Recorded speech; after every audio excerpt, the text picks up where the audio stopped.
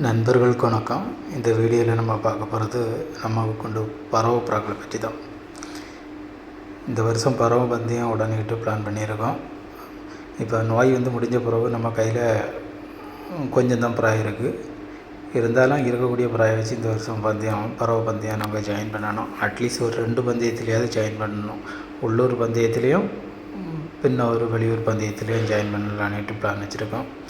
இப்போ நம்ம கையில் பெரிய ஜோடி ஒரு 4 ஜோடி தான் இருக்குது. 2 புதுசாக 2 பட்டா கையில் இருக்குது. ஒரு புறா நமக்கு பறந்த புறா ஏற்கனவே 13:30 மணிக்கு ஒரு பறந்த புறா கையில் இருக்குது.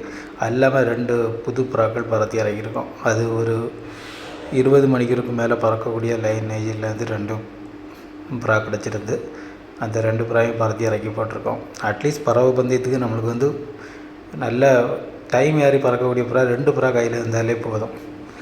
இந்த புறா ஒரு நல்ல லைனேஜ் புறா, ஒரு கீரி லைனு. இது நாகர்கோவில் லைன்லேருந்து எடுத்தது. அங்கே 20 மணிக்கு மேலாம் தாண்டி பறந்த லைனில் உள்ளது புறா. மஞ்சக்கண்ணு புறா, அரக்க கருப்பு புறா.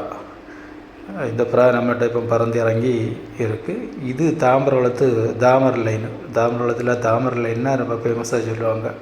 அந்த லைனில் உடைச்சது கருங்கண்ணு புறாக்கி போட்டு உடைச்சிருந்தது. இதுவுமே ஒரு 20 மணிக்கு தாண்டி பறக்கக்கூடிய லைனு தான். நம்மகிட்ட பறந்து நம்ம கைவசம் இருக்குது. இதில் ஒரு புறா நல்ல புறா ஓவர் டைம் அடித்து பறந்து கிடச்சாலுமே பந்தயத்தை ஈஸியாக நம்ம கம்ப்ளீட் பண்ணிடலாம். வீடியோ பிடிச்சிருந்தனா லைக் பண்ணுங்கள், ஷேர் பண்ணுங்கள், சப்ஸ்கிரைப் பண்ணிவிடுங்க.